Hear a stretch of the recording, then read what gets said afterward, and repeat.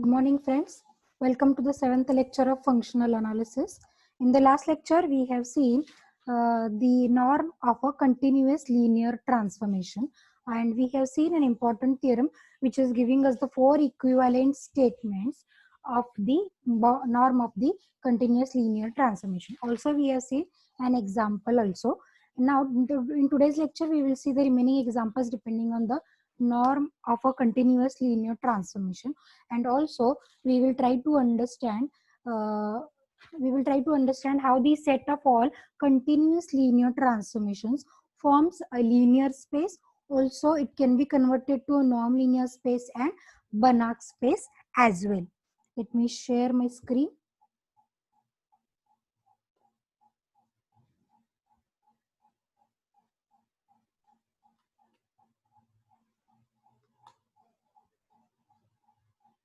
Yes. Now, in this today's lecture, the first example we are going to discuss is let n and n dash be the non-linear spaces and T be a continuous linear transformation of n into n dash, and n of T is defined as collection of the vectors in n such that T of x is equal to 0 is the null space of or kernel of T. Then prove that null space n of T is the closed subspace of n. To prove this, let us start. N of T, collection of all those vectors having the T image is 0. We know it's a null space or kernel. To prove that this null space is a closed subspace of N, we will first try to prove that this null space is a linear subspace of N. To prove that it is a linear subspace of N, we should check whether this set is closed under addition and scalar multiplication. For this purpose, let me select two vectors x and y in n and alpha beta be any scalars. Then T image of alpha x plus beta y is, as the mapping T is provided to be linear, this T image will be alpha Tx plus beta Ty. But as x and y are the members of n, means their corresponding T images must be 0. Therefore, the equation we have is alpha into 0 plus beta into 0. That is, together it gives us a 0 value. Therefore, alpha x plus beta y belongs to null space. As it is belonging to null space, that is n of T, null space is closed under addition and scalar multiplication. Hence, null space of T is a subspace of n. Now, to prove that this null space is closed subspace of n, to prove that it is closed means the subspace should contain all its limit points. Okay. Now, to prove that, let us start with an arbitrary limit point of the null space n of T. Let x be a limit point of n of T. If x be a limit point, then there should exist a sequence xn such that xn tends to x as n tends to infinity. As xn belongs to n of T, it is a sequence in the null space. Therefore, T image of every sequence point, T image of every sequence point must be 0. That is, T of xn is equals to 0. In other words, we can write this as T of xn tends to 0 as n tends to infinity. But as we know that the mapping T is continuous, from this equation number 0.1, we can write T of xn tends to T of x. Okay, therefore look at equation number 0.2 and 0.3. We have two different equations. T of xn tends to 0 and T of xn tends to T of x. Therefore, from equation number 0.2 and 0.3, one can say T of x is equal to 0. And if T of x is equals to 0, surely x will be an element of null space of T. Therefore, null space of T contains all its limit points. Hence, null space of T is closed subspace of n. Okay, it's very quite simple example we have discussed. Now, let us move ahead towards the theorem. If T is a continuous linear transformation of a non-linear space capital N into a non-linear space n dash, and if capital M is the null space or kernel of T, then show that capital T induces a natural linear transformation T dash of n by M into n dash such that norm T dash is equals to norm of T. That is, whatever is the norm operator value or norm of a continuous linear transformation T, with the same norm, T dash is the mapping from n dash to n by M into n dash. For this, to understand the mapping T dash. Let me show you another PDF. Here is the one. T is the mapping we are taking from n to n dash, or it was given a mapping T from n to n dash. That is, to an arbitrary vector x in n, the corresponding vector in n dash will be T of x. That is, the nature of element in n dash will be T of x. Now we are defining a mapping T dash from the quotient space n by m to n dash. Again, the nature of element in n dash is of the type T of x. But what is the nature of element in n by m? The nature of element in the quotient space n by m is of the type x plus m, cosets of m. Okay, that is x plus m. Therefore, the mapping T dash we will try to define is of this type. T dash of x plus m is equal to T of x. T dash of x plus m is equal to T of x. Okay, therefore here we will define the same kind of mapping. The null space of T is defined as capital M, which is the collection of all the vectors x in n such that the T of x value is 0. Here there is no norm actually. T of x is equal to 0. Now to prove, our aim is to prove that T induces a natural linear transformation T dash of n by m into n dash such that norm T dash is equals to norm of T. Now to prove the theorem, we should prove in all 3 steps that T dash is a mapping from n by m to n dash is linear. Okay, then we will try to prove this norm T dash is equals to norm T. Okay, 2 steps to prove, right? Now M is a closed subspace of n by m is a quotient space with the norm of cosets. Now here we know norm of cosets is already we have seen in the quotient spaces. Norm of x by x plus m is inferior norm x plus m for all m in m. Therefore, we will define a mapping T dash from n by m to n dash by T dash of x plus m is equal to T of x, as I shown you that another PDF. T dash is the mapping we will define by x plus m to T of x. The word natural comes for, here we are defining the mapping T dash just by looking at the nature of elements of the domain space and the codomain space. Now our aim is to prove that the mapping T dash is linear. Also, this norm T dash is equals to norm of T. Now to prove T dash is linear, let us start by considering 2 elements in the domain space n by m. Say x plus m plus y plus m. X plus m and y plus m are the 2 elements in the domain space n by m, and alpha beta be any scalars. Then we will consider T dash image of the linear combination. The linear combination of the 2 elements x plus m and y plus m. Therefore, the linear combination is T dash of alpha times x plus m plus beta times y plus m. Therefore, according to the definition of scalar multiplication defined in the quotient spaces, this we can define as alpha x plus m. Alpha into x plus m is defined as alpha x plus m.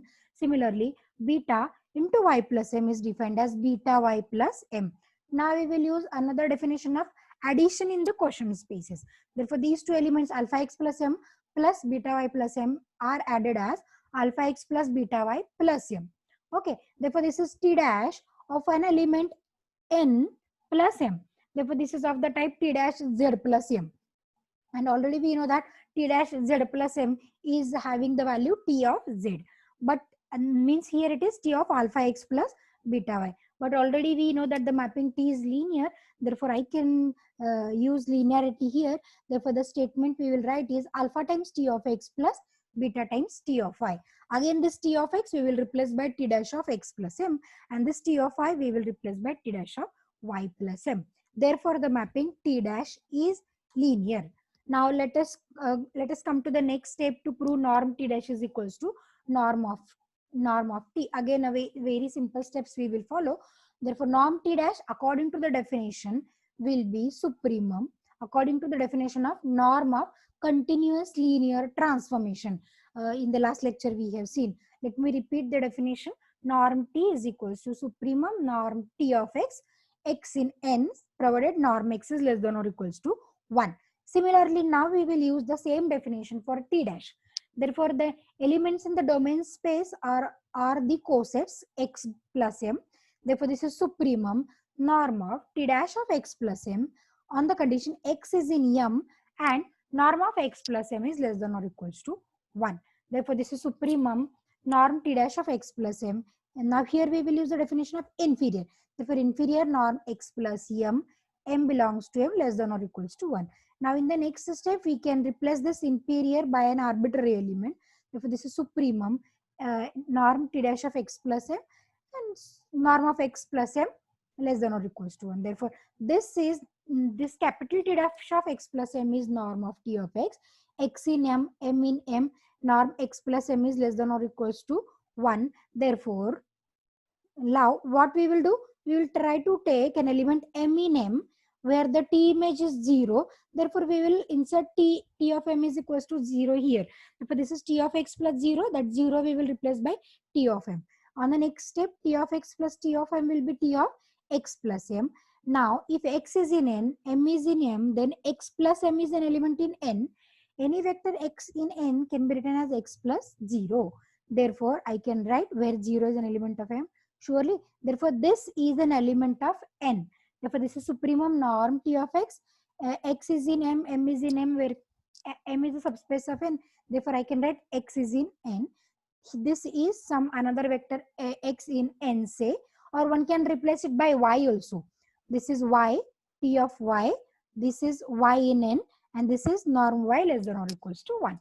If you are getting confused with this notation x, you can replace it by y. But this is nothing but a definition of norm of t. Hence, we have proved norm of t dash is equals to norm of t. Okay. Now, coming to this today's important theorem, as we have discussed, we are going to prove set of all bounded linear transformations or set of all continuous linear transformation itself is a linear space and norm linear space under the norm defined. Also, it is going to be a Banach spaces, right? Therefore, the statement is let n and n dash be the norm linear spaces. B of n comma n dash denote the set of all continuous linear transformations of n into n dash. Then prove that B of n comma n dash is itself a non-linear space with respect to the pointwise linear operations. Which are the pointwise linear operations? T plus u of x is t of x plus u of x. Addition is defined. Similarly, scalar multiplication we will define as alpha t of x is alpha times t of x. Also, the norm we will define by the definition of the norm of continuous linear transformation. That is, norm of t is equals to supremum norm of t of x on the condition norm x is less than or equals to 1. Further, we should prove that n dash is a Banach space. If n dash is a Banach space, B of n comma n dash is also a Banach space. Let us start. Therefore, in all three steps to prove, in the first step, we will prove the set of all continuous linear transformation B of n comma n dash is linear space with respect to these two operations, addition and scalar multiplication. Then we will show that B of n comma n dash is the norm linear space under this norm, which is actually a definition of norm of continuous linear transformation. And in the third step, we will prove assuming n dash is a Banach space, B of n comma n dash is also a Banach space. Okay. Therefore, let us start with the first step to prove B of n comma n dash is the linear space. To prove that B of n comma n dash is the linear space, let us take two arbitrary operators T1 and T2 of B of n comma n dash. Alpha B n is scalars. Now, as we are taking T1, T2 are the elements of B of n comma n dash, means T1, T2 are continuous linear transformations from n to n dash. Also, those are bounded. Proving B of n comma n dash is a linear space, we will check simply that this set is closed under addition and scalar multiplication. That is, T1 for any two elements T1, T2, our first job is to prove T1 plus T2 is in B of n comma n dash and alpha T1 is in B of n comma n dash. Now, if my aim is to prove T1 plus T2 is in B of n comma n dash, means one should prove T1 plus T2 is linear as well as either continuous or bounded. Similarly, for alpha T1 also, we should prove alpha T1 is linear and as well as continuous or bounded. Okay, let us start to prove the result. Now, as here we have taken T1, T2 is the element of this set, means these two are bounded. And if these two are bounded, we will say there exist real numbers K1, K2, real numbers greater than 0, positive real numbers K1, K2, such that norm T1x is less than or equals to K1 into norm of x, norm T2x less than or equals to K2 into norm of x. Now it is enough to prove T1 plus T2 is in the set. Similarly, alpha T1 is in the same set. Now to prove T1 plus T2 is in the set B of n comma n dash, we will prove that T1 plus T2 is linear and bounded. Let us start by proving linearity first. To prove linearity first, let me start with an assumption T1 plus T2 of some linear combination of the two elements in the domain space N. Therefore, T1 plus T2 of alpha x plus y. According to the pointwise operations defined, T plus U of x is defined as T of x plus U of x, right? Similarly, T1 plus T2 of alpha x plus y, we will define as T1 of alpha x plus y plus T2 of alpha x plus y, right? But we know already T1, T2 are linear.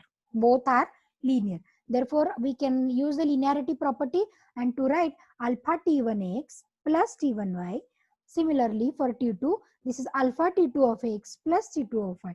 Now, what we will do? We will take the terms of alpha together and remaining also in another bracket. Therefore, the terms we will have is alpha T1x plus T2x in one bracket. Remaining terms we have taken in another bracket T1y plus T2y, right? Therefore, let us rewrite the terms. This T1x plus T2x we will write as T1 plus T2 operated on x. Similarly, T1y plus T2y we will write T1 plus T2 operated on y. And now look at the equation carefully. This is T1 plus T2 of alpha x plus y is alpha times T1 plus T2 of x added with T1 plus T2 of y. Hence, T1 plus T2 is linear. Now, coming to the next step to prove that it is bounded also. Therefore, to prove that T1 plus T2 is bounded, let me start by considering norm of that operator. Therefore, norm of T1 plus T2 of x. Okay. Let us recall the definition. To prove any mapping T is bounded, we will try to prove the inequality norm T of x is less than or equals to k into norm of x, some positive constant into norm of x. Okay, that k is nothing but the bound. Therefore, here I am starting with norm of T1 plus T2 operated on x. According to the pointwise operations, this is T1x plus T2 of x. Now let us use the property of triangular inequality in case of non-linear spaces, because all these are the elements in n dash. T1x, T2x are the elements in n dash. N dash itself is a non-linear space. Therefore, using triangular inequality here, we can separate the two terms by using less equal inequality. Therefore, this is norm T1x added with norm T2 of x. But already we have seen norm T1x and norm T2x are less equal by these two quantities as they are bounded. Let me show you. Norm T1 of x is less than or equals to K1 into norm of x. Norm T2 of x is less than or equals to K2 into norm of x, right? Therefore, here we will replace those values. Norm T1 of x is less than or equals to K1 into norm of x. Norm T2 of x is less than or equals to K2 into norm of x. Therefore, together I can write this as K1 plus K2 into norm of x. As K1, K2 are positive constants, similarly, their addition will be also positive constant. Therefore, putting K1 plus K2 as some K, we will write this as K into norm of x.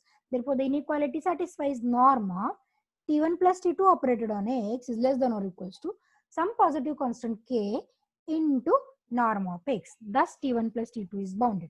Therefore, we have proved the addition of the two transformations T1 and T2 is linear and bounded as well. Therefore, T1 plus T2 belongs to the set of continuous linear transformations or set of bounded linear transformation. First condition was verified. Let us come to the second condition. Now we want to prove alpha T1 belongs to the set B of n comma n dash. Again, let us repeat the process.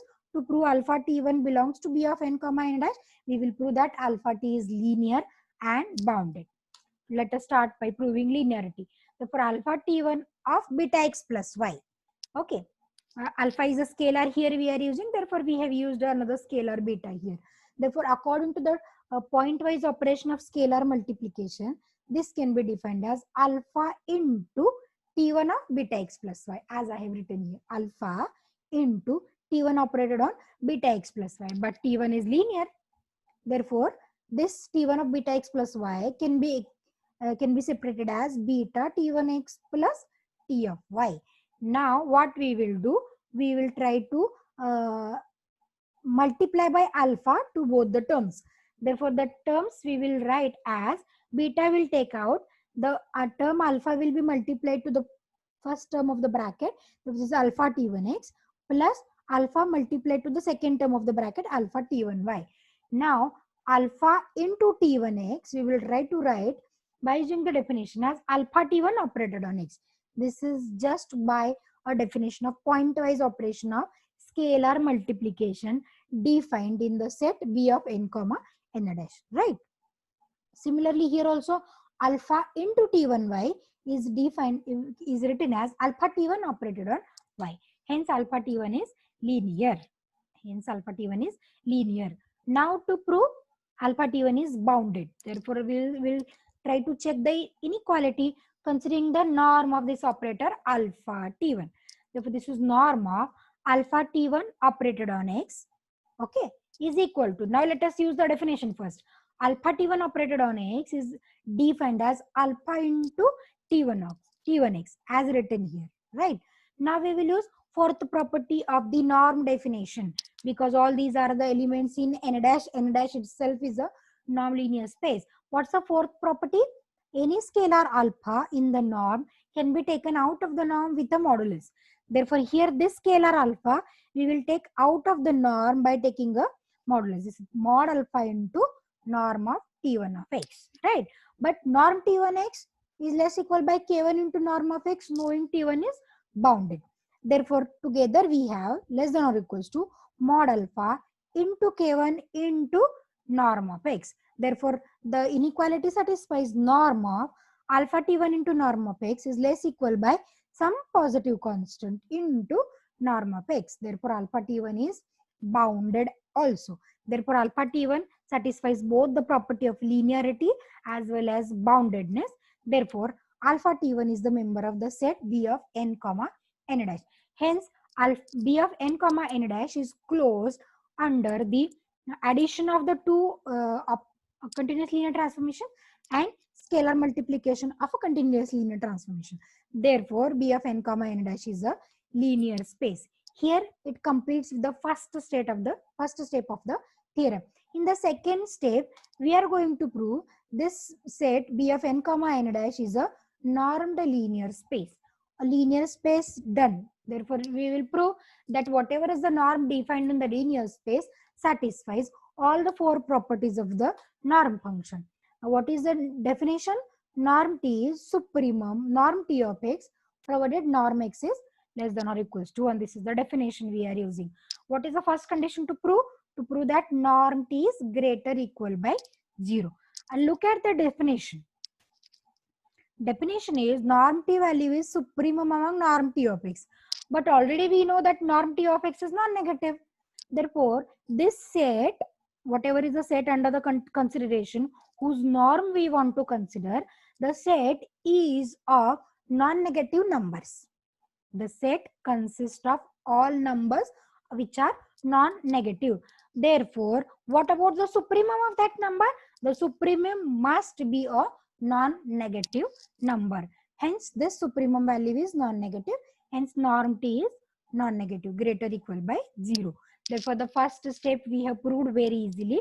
Coming to the second step of proving norm T equal to 0 implies and implied by T is equals to 0, right? This condition is very similar. We have written a second condition. Norm x is equal to 0 implies and implied by x is equals to 0. Therefore, let us start by assuming together we will prove both the statement if and only if. Norm T is equals to 0 if and only if implies and implied by supremum norm T of x, supremum norm T of x, norm T of x, sorry, here it is norm T of x upon norm of x, x is not equals to 0, is equal to 0. Third condition I am using. Here it is a printing mistake. This is supremum norm T of x upon norm of x is equal to 0, right? Therefore, if the supremum of set of non-negative terms is 0, if the supremum of set of non-negative terms or non-negative elements is 0, then may I say every element is 0. Therefore, norm T of x upon norm of x is equal to 0. Surely, no doubt x is not equal to 0 will be the assumption. Therefore, norm T of x upon norm of x is 0. Shifting norm of x on the right, we will get norm T of x is equal to 0. If norm T of x is equal to 0, T of x is an element in n dash. N dash itself is a normed linear space. Therefore, it must satisfy the second condition of norm definition. What is the second condition? Norm T of x is equal to 0 will implies and implied by T of x is equal to 0. Okay, try to understand this fact. T of x, as T is a mapping from n to n dash, T of x, this is an element in n dash for every x in n. Okay, therefore T of x is an element in n dash itself is a norm linear space. Therefore, using the second condition of norm definition, norm T of x is equal to 0 implies and implied by T of x is equal to 0. Now T of x is 0 for all x in n, for every x in n. Therefore, this is true only if the mapping T itself is a 0 mapping, that is a 0 transformation. Hence, we have proved norm T is equals to 0 implies and implied by T is equal to 0. Coming to the third step of proving triangular inequality. In this triangular inequality, we will try to prove norm of T1 plus T2 is less than or equals to norm T1 plus norm of T2. Consider. We will use the definition again, supremum T1 plus T2 of x provided norm x is less than or equals to 1. Okay. Now what we will do, we will use a definition of point-wise addition operation, right? So for T1 plus T2 operated on x will be written as T1x plus T2x provided norm x is less than or equals to 1. Therefore, now we will use a triangular inequality here. Why we can use a triangular inequality? Let me repeat the reason. T1x, T2x, both are the elements in the norm linear space n dash. N dash itself is a norm linear space. Therefore, using the third condition of triangular inequality here, therefore this is less equal by supremum norm T1x added with norm T2 of x. Okay.